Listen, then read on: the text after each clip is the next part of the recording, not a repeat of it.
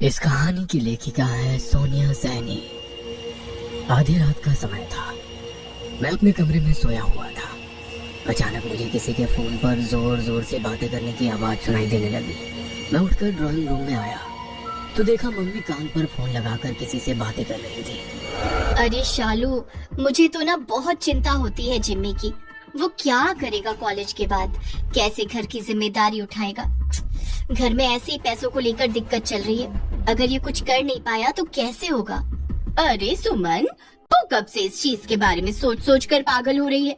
तूने किसी से बात की? किसी अच्छे ज्योतिषी से बात कर कि तेरे घर की कंडीशन कैसे सुधर सकती है, जिम्मी का करियर का क्या भविष्य है। अब मैं ज्योतिषी ढूंढती फिरूं, यही काम बच गया ना मेरा। अरे पागल, तुझे कहीं नहीं जाना। घर पर ही बैठ और ये ऐप एस्ट्रोटॉक डाउनलोड कर। मुझे खुद ये ऐप एक इंस्टाग्राम पर ऐड देखकर मिली। एस्ट्रोटॉक यानी कि ज्योतिषी, वो भी फोन पे? हाँ जी। अब दिक्कत और सवाल सबकी जिंदगी में होते हैं। किसी को शादी से रिलेटेड, किसी को रिलेशनशिप में, किसी के घर में पैसों की दिक्कत, किसी का कुछ काम नहीं हो रहा। किसी भी दिक्कत के लिए इधर काफी सारे ज्योतिषी हैं। बात कर लो और वो तुरंत तुम्हारे सवाल का जवाब देंगे या तुम्हें सॉल्यूशन बता देंगे। यार ये सही है। सबसे बढ़िया बात, मैं जब खुद अपना घर बनवा रही थी तो बहुत दिक्कत आई थी। तब मैंने यहाँ एक ज्योतिषी प्राची से बात की थी। उनसे मैं कुछ पूछती, उससे पहले उन्होंने सिर्फ डेट ऑफ बर्थ और टाइम मांगा और वो देते ही तुरंत पूछ लिया घर से रिलेटेड कुछ प्रॉब्लम्स चल रही हैं। हैं? सिर्फ डेट ऑफ बर्थ और टाइम से? मैं इसमें जिम्मी के बारे में पूछ सकती हूँ और घर के पैसों की दिक्कत से रिलेटेड? अरे कुछ भी। अब देखो, हम सबकी लाइफ में डाउट्स और इश्यूज तो आते हैं ना। कोई रिलेशनशिप में तो उसे ये समझाना होता है कि लॉन्ग टर्म है या नहीं। कोई सिंगल है तो ये समझना होता है कि कब आएंगे रिलेशनशिप में, किसके साथ आएंगे, जॉब कब लगेगी, सेटल कब होंगे। अच्छा, मैं एक काम कर देती हूँ, अपने एस्ट्रोटॉक ऐप का डाउनलोड लिंक डिस्क्रिप्शन में डाल देती हूँ। वहाँ से डाउनलोड कर लो और सबसे बेस्ट बात, पहली चैट फ्री मिल जाएगी मेरे लिंक से। शालू देख, ऐसा वैसा कोई कदम मत उठाना, मैं आ रही हूँ। सुन रही है ना तू? मैं आ रही हूँ। मम्मी किससे बातें कर रही हो इतनी रात को? शालू आंटी का फोन आया है, वो बहुत रो रही है। कहीं कुछ कर ना ले, मुझे जाना होगा बेटा। मम्मी, शालू आंटी मर चुकी है, वो आपको फोन कैसे कर सकती है? होश में आइए। मैं सच कह रही हूँ बेटा, सच में उनका फोन आया था। मैंने गुस्से में फोन उनके हाथ से लेकर रिसीवर नीचे रख दिया। तभी एक बार फिर फोन की घंटी गनगना उठी। यूं आधी रात को अचानक फोन की घंटी की आवाज सुनकर मैं कांप उठा था। कांपते हाथों से मैंने फोन उठाकर हेलो बोला तो दूसरी तरफ से किसी औरत के सिसकने की आवाज सुनाई देने लगी। फोन मेरे हाथ से छूट गया और मैं पसीने पसीने होकर जमीन पर थप से बैठ गया।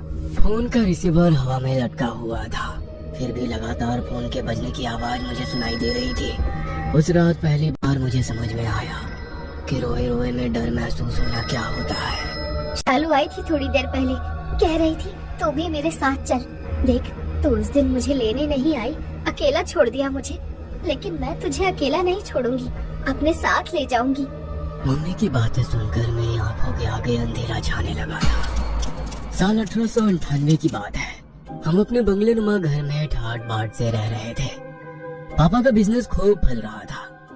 हमारे घर में किसी भी चीज की कोई कमी नहीं थी। मम्मी की एक सहेली थी शालू आंटी, जो हमारे सामने वाले घर में रहती थी। शालू आंटी अक्सर दोपहर के समय हमारे घर आती और मम्मी के साथ बैठकर घंटों बातें करती।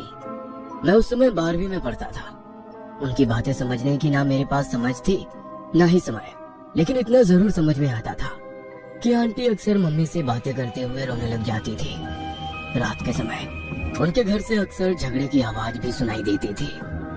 जब उनके घर से रोने पीटने और झगड़ने की आवाज आती तो मम्मी दौड़कर उनके घर पहुंच जाती और फिर कुछ देर बाद सब कुछ शांत होने के बाद ही लौट कर आती। धीरे धीरे समय बीत रहा था। एक रोज की बात है, दिसंबर की ठंडी रात थी। मेरी छोटी बहन गुड्डी को तेज बुखार था। बाहर हर तरफ कोहरा छाया हुआ था। अचानक रात के 11 बजे शालू आंटी के यहाँ से रोने पीटने की आवाजें सुनाई देने लगी। कुछ देर के शोरगुल के बाद हमारे घर के लैंडलाइन पर घंटी बजी तो मैंने फोन उठा लिया। जिम्मी बेटा, मम्मी से बात करा। मम्मी तो गुड्डी के पास है आंटी, उसे तेज बुखार है। फोन पर भी नहीं आ सकती? आंटी के इतना कहने पर मैंने इशारे से मम्मी को फोन पर आने के लिए कहा, तो मम्मी ने मुझे इशारे से फोन रखने के लिए कह दिया। मम्मी के कहे अनुसार मैंने फोन काट दिया। ये मियाँ बीबी का रोज का हो गया है, कोई कितने दिन तक बीच बचाव करेगा। अब मैं अपनी बेटी की तबीयत देखूं या इनकी राम कहानी सुनूं? सुबह सुन लूंगी। कौन सा वो कहीं भागी जा रही है? मम्मी को कोई अंदाजा नहीं था कि आज शालू आंटी ने उन्हें आखिरी बार फोन किया है। कुछ देर बाद उनके घर से जोर जोर से चीखने चिल्लाने की आवाज सुनाई देने लगी और फिर सब शांत हो गया। उस रात माँ उनके घर नहीं गई। सुबह 5 बजे तक पूरे मोहल्ले में कोहराम मच गया था। ये खबर सुनकर मम्मी को गहरा आघात लगा था। वो अक्सर रातों को उठकर बैठ जाती और दरवाजा खोलकर बाहर की तरफ भागने लगती। जब पापा पूछते कि कहाँ जा रही हो, तो कहती शालू मुझे बुला रही है, उसके यहाँ झगड़ा हो गया है, उसे कुछ हो जाएगा, मुझे जाने दो। पापा को यही लगता था कि मम्मी को शालू आंटी को उस रात ना बचा पाने का पछतावा है, इसीलिए वो ऐसे रिएक्ट कर रही है। धीरे धीरे हमारे घर का माहौल बदलने लगा। पापा का चलता हुआ बिजनेस ठप पड़ने लगा। अपने बिजनेस को बचाने के लिए पापा ने जो भी कर्ज लिया था वो भी डूब गया। अब पापा के पास कोई और चारा नहीं बचा था। अंत में उन्होंने अपना मकान बेचने का डिसीजन ले लिया। एक तरफ हमारा मकान जा रहा था, दूसरी तरफ कुछ ऐसा घट रहा था जिस पर यकीन करना मुश्किल था। मम्मी को डिप्रेशन नहीं था, उन्हें वाकई शालू आंटी दिखाई दे रही थी और इस बात का एहसास मैं खुद कर चुका था। मैं पापा को मम्मी के बारे में बताकर टेंशन नहीं देना चाहता था, लेकिन अब चीजें नियंत्रण से बाहर हो रही थी। उस रोज मैंने पापा को सब कुछ सच बताने का निर्णय लिया। उसी शाम पापा घर आए तो उनके चेहरे पर खुशी झलक रही थी। क्या बात है पापा, आज आप खुश लग रहे हैं? बेटा, धर्मेश अपना बंगला मुझे आधे दाम में देने के लिए तैयार हो गया है। कहता है शालू चली गई, अब वो इस घर में नहीं रहना चाहता, बस जल्द से जल्द यहाँ से दूर जाना चाहता है। बेटा, हमारे लिए इससे खुशी की बात क्या होगी? हमें इसी मोहल्ले में सामने वाला घर मिल गया, वो भी आधे दाम में। हम उस घर में नहीं रहने वाले। पापा, मम्मी को शालू आंटी दिखाई देती है, मम्मी की हालत बिगड़ रही है और आप कह रहे हैं हम उसी घर में रहने जाएंगे जहाँ उनकी मौत हुई है? ऐसा कोई घर नहीं जहाँ कोई मरा ना हो। वहम की बातें है ये सब बेटा। और तेरी माँ को डिप्रेशन हुआ है, उसे इलाज की जरूरत है बस। और सबसे बड़ी बात, मैं पैसा दे चुका हूँ, हम कल ही वहाँ शिफ्ट हो जाएंगे। पापा कुछ सुनना नहीं चाहते थे, इसलिए 2 दिन बाद हम शालू आंटी के बंगले में शिफ्ट हो गए थे। उस बंगले में बिताए हुए दिन मेरे जीवन के सबसे मनहूस दिनों में से एक है। मम्मी की हालत पहले से काफी खराब थी। पापा अपने कमरे में सोए हुए थे, मैं और छोटी मम्मी के साथ कमरे में सोए थे। अचानक आधी रात गए हमें किसी के जोर जोर से चीखने और रोने की आवाज सुनाई देने लगी। ऐसा लग रहा था जैसे कोई किसी को बुरी तरह से मार पीट रहा हो। घबराकर मेरी नींद टूट गई। जब मैं अपने बिस्तर से उठा तो पाया कि बिस्तर पर छोटी बहन और मम्मी दोनों ही नहीं है और पूरे बंगले में अंधेरा पसरा हुआ है। मैंने टॉर्च उठाया और मम्मी और गुड्डी को आवाज लगाते हुए कमरे से बाहर की ओर जाने लगा। बेडरूम से बाहर निकलकर मैं जैसे ही हॉल में आया, वो नजारा देखकर मेरा कलेजा मुंह को आ गया। गुड्डी के बाल बिखरे हुए थे और वो अजीब से डरावने भाव चेहरे पर लेकर घूर घूर कर मम्मी को देख रही थी। मम्मी कमरे के कोने में खड़ी हुई सिसक रही थी। अचानक गुड्डी अजीब ढंग से दीवार पर चलने लगी। मम्मा, ये क्या हो गया गुड्डी को? मम्मा, होश में आओ। गुड्डी? गुड्डी नहीं है वो शालू है। ये क्या कह रही हो? मेरे इतना कहते ही गुड्डी ने अजीब सी नजरों से मेरी तरफ देखा और जोर जोर से हंसने लगी। फिर वो भयानक तरीके से उल्टी होकर हाथ और पैरों पर चलते हुए मम्मी के पास आई और उनके कान में आकर फुसफुसाते हुए कहने लगी, तू चलना मेरे साथ, नहीं तो मैं गुड्डी को ले जाऊंगी। गुड्डी की बात सुनकर मम्मी चक्कर खाकर नीचे गिर पड़ी और मैं डर से बुरी तरह से कांप रहा था।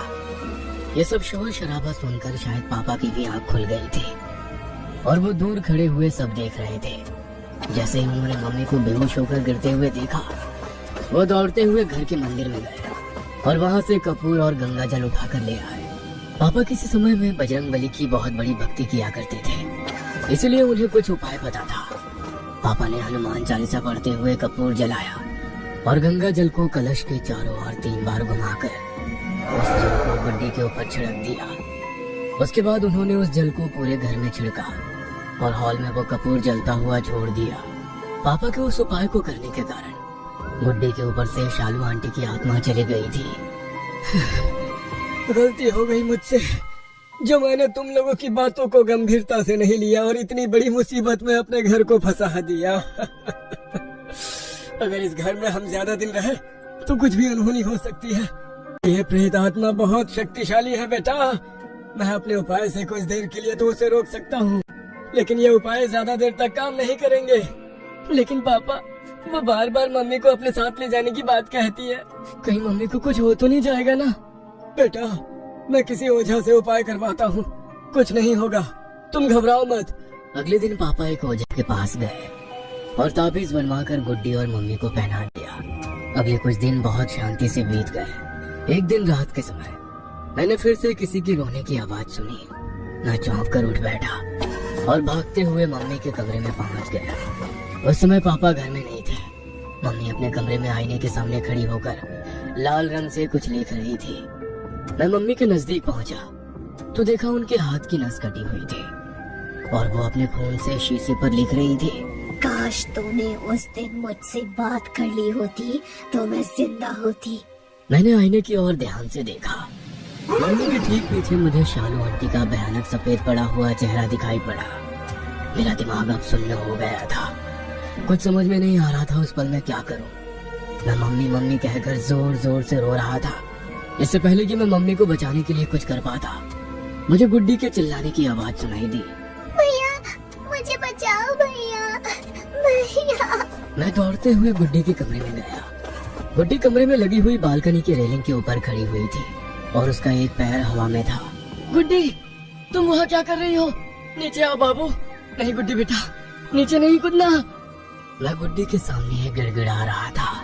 भैया, मुझे बचा लो, मैं मरना नहीं चाहती भैया। गुड्डी को पकड़कर नीचे उतारने के लिए मैं उसके और नजदीक पहुंच गया। जैसे ही मैंने उसका हाथ पकड़ने की कोशिश की तो देखा वहाँ तो कोई था ही नहीं। गुड्डी, तू कहाँ गायब हो गई बेटा? गुड्डी। रात के सन्नाटे के अलावा बाहर और कुछ भी नजर नहीं आ रहा था। मैं वापस कमरे में आया तो देखा गुड्डी अपने बिस्तर पर आराम से सो रही थी। मैं भागते हुए वापस माँ के कमरे में पहुंचा, लेकिन तब तक देर हो चुकी थी। माँ जमीन पर मरी पड़ी थी और फर्श पर खून ही खून बिखरा हुआ था। लेकिन ये बात केवल मैं जानता था। उस रात माँ हमें छोड़कर चली गई। गुड्डी को गोद में लेकर मैं उसी समय वहां से निकलकर बाहर की ओर भागा। पापा हम सबको उस रात अकेले छोड़कर जाने के अपराध बोध से कभी बाहर नहीं आ पाए और गहरे डिप्रेशन में चले गए। उस काली रात ने हमारे पूरे परिवार को तबाह कर दिया। ये कहानी आपको अच्छी लगी हो तो हमें सब्सक्राइब करें, हमारा इंस्टाग्राम और फेसबुक पेज जरूर फॉलो करें। और हाँ दोस्तों, सब्सक्राइब करना भूलना मत। हेलो दोस्तों, ये वाकया मेरे साथ 2 माह पहले पेश आया था। मैं म्यांमार में रहता हूँ। ये एक बहुत ही खूबसूरत मुल्क है।